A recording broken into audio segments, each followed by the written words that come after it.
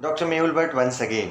Mumbai metropolitan region में 4 अक्टूबर से 8 to 12 standard के बच्चों को स्कूल शुरू करने की परमिशन दे दी गई है। मतलब मुंबई, पालघर, वसई, विरार, थाने, न्यू बॉम्बे, ये सब रीजन में 8 टू 12 स्टैंडर्ड के स्कूल्स और कॉलेजेस शुरू करने की परमिशन दे दी गई है और जिसके लिए एसओपीज भी स्कूल्स और कॉलेजेस को गवर्नमेंट की तरफ से दे दिए गए हैं। हम देखेंगे कि जो बड़े स्टैंडर्ड के बच्चे हैं वो धीरे धीरे स्कूल में जाना शुरू कर देंगे। ऑफ कोर्स उसमें गाइडलाइंस में बताया है कि सबसे पहला पेरेंट का कंसेंट होना, रिटन कंसेंट होना ज़रूरी रहेगा। इसके अलावा कुछ गाइडलाइंस स्कूल्स के लिए भी है, जैसे कि गेट पे टेम्परेचर चेक होना ज़रूरी रहेगा। जो स्कूल का जो स्टाफ है, टीचिंग और नॉन टीचिंग स्टाफ, वो कम्प्लीटली फुल्ली वैक्सीनेटेड होना ज़रूरी रहेगा। जो अंदाज़ा है शायद हायर स्टैंडर्ड्स जैसे 10th टू 12 स्टैंडर्ड्स के स्कूल्स पहले शुरू होंगे और उसके बाद 8th और 9th स्टैंडर्ड के भी होंगे। और शुरुआत के महीने में जैसे अक्टूबर और नवंबर महीने में हफ्ते में 3 बार ग्रेडेड स्कूल्स शुरू कर दिए जाएंगे और उसके बाद एक बार कॉन्फिडेंस बिल्ड होता है तो दिसंबर महीना आते आते रेगुलर क्लासेस भी शुरू हो जाएंगे। स्कूल्स को बताया गया है कि एक नर्स या कोई health staff regularly continuously school में होना ज़रूरी है। तो ये काफ़ी अच्छा न्यूज़ है। 1.5 साल से ज़्यादा हो चुका है स्कूल्स और कॉलेजेस बंद है, तो हायर स्टैंडर्ड्स को अब परमिशन मिल गई है। तो आई होप कि धीरे धीरे लोअर स्टैंडर्ड्स का भी शुरू हो जाएगा। लेकिन जैसे ही ये परमिशन मिली है तो पेरेंट्स के सवाल हम डॉक्टर्स के लिए आने शुरू हो गए हैं कि क्या करें, हम हमारे बच्चों को स्कूल भेजें या ना भेजें। और ये काफ़ी ट्रिकी सवाल है हमारे लिए भी जवाब देना। तो एक बेसिक गाइडलाइंस आपको बता दूंगा कि अगर आपका बच्चा जनरली हेल्दी है, बार बार बीमार नहीं पड़ता है, तो आप बेझिझक अपने बच्चे को स्कूल भेज सकते हो। मेरा कहने का मतलब ये है कि अगर आपका बच्चा रेगुलरली आपके बिल्डिंग में नीचे खेलने जा रहा है, दूसरे बच्चों के साथ घुल मिल रहा है, तो आई डोंट थिंक उसे स्कूल में जाने से कोई इश्यू आना चाहिए। आप आराम से बिना डरे अपने बच्चों को स्कूल भेज सकते हैं अगर उसकी जनरल हेल्थ कंडीशन ठीक है। लेकिन कुछ स्पेशल कैटेगरी के बच्चे ऐसे हैं जिनके लिए मैं एडवाइस करूंगा कि आप अभी भी ऑनलाइन क्लासेस कंटिन्यू रखें, क्योंकि गवर्नमेंट ने बताया है कि दोनों ऑप्शंस रहेंगे, ऑफलाइन और ऑनलाइन।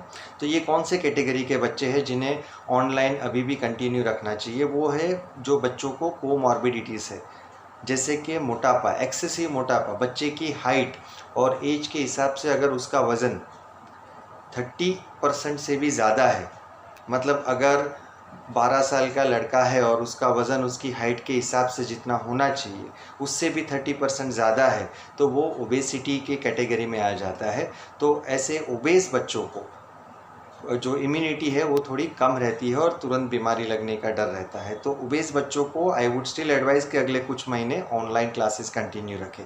इसके अलावा अगर बच्चे को अस्थमा है, वो अस्थमा की गोली या अस्थमा का पंप या इन्हेलर कुछ यूज़ कर रहा है, तो ऐसे बच्चों को भी घर से कंटिन्यू करना है ऑनलाइन एजुकेशन कुछ महीनों तक।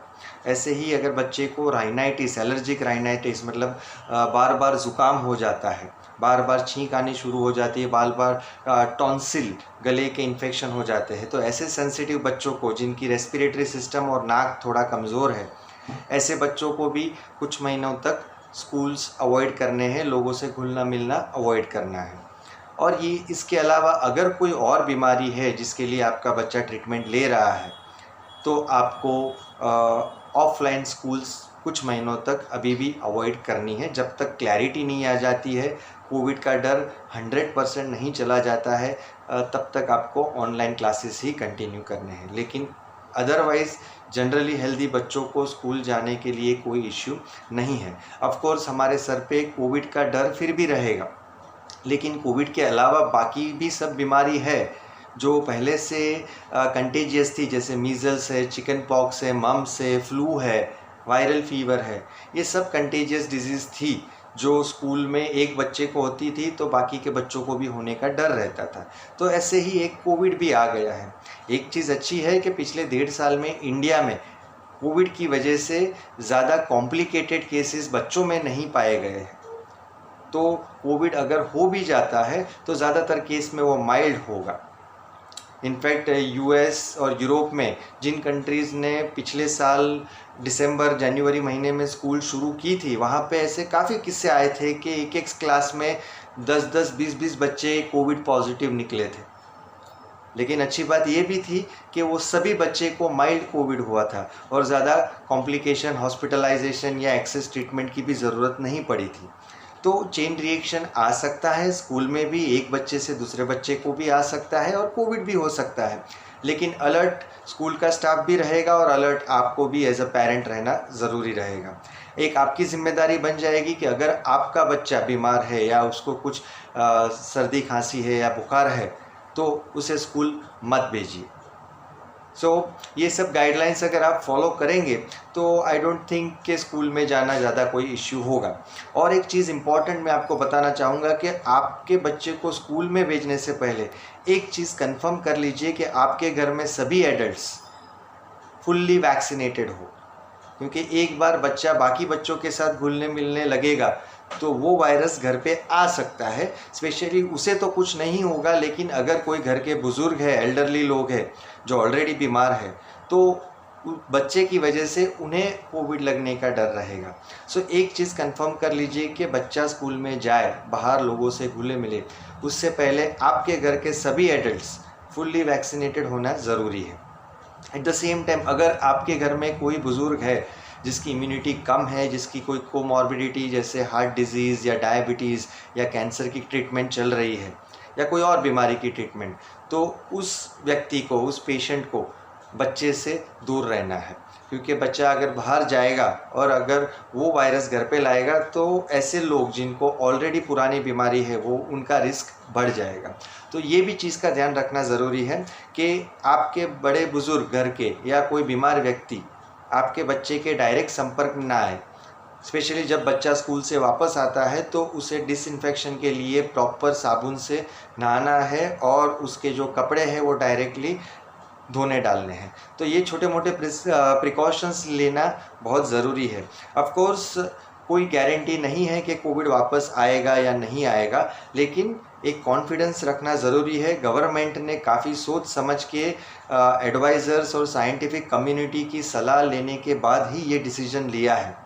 और अच्छी बात यह है कि मुंबई जैसे शहर में पिछले 2-3 महीने में आंकड़े हैं वो काफ़ी कम हो गए हैं और जो थर्ड वेव का डर था, जो पहले अंदाज़ा था कि सितंबर एंड या अक्टूबर में आएगा, वो अब नहीं है और जो वैक्सीनेशन की स्पीड है वो भी बढ़ गई है। तो ये सब अच्छे न्यूज़ से एक कॉन्फिडेंस बिल्ड हो गया है, जिसकी वजह से हम सोच सकते हैं कि अब बच्चों को ज़्यादा दिन घर पे नहीं रखना है और उनका एजुकेशन ख़राब नहीं करना है। बिना डरे अपने हेल्दी बच्चों को प्रिकॉशंस के साथ स्कूल में भेजना शुरू कर दीजिए। डरने की ज़रूरत नहीं है। फिर भी आपको कोई डाउट है तो आपके फैमिली डॉक्टर से एक बार सलाह ले लीजिए। आपको बच्चे की जनरल इम्यूनिटी जाननी है तो उसका बेसिक ब्लड टेस्ट भी आप कर सकते हो, जैसे हीमोग्लोबिन है, विटामिन B12 है, विटामिन D का लेवल, ये सब एक आपके सेल्फ कॉन्फिडेंस के लिए आप करवा सकते हो। बस इतना हो जाएगा तो आपका बच्चा रेडी है स्कूल अटेंड करने के लिए।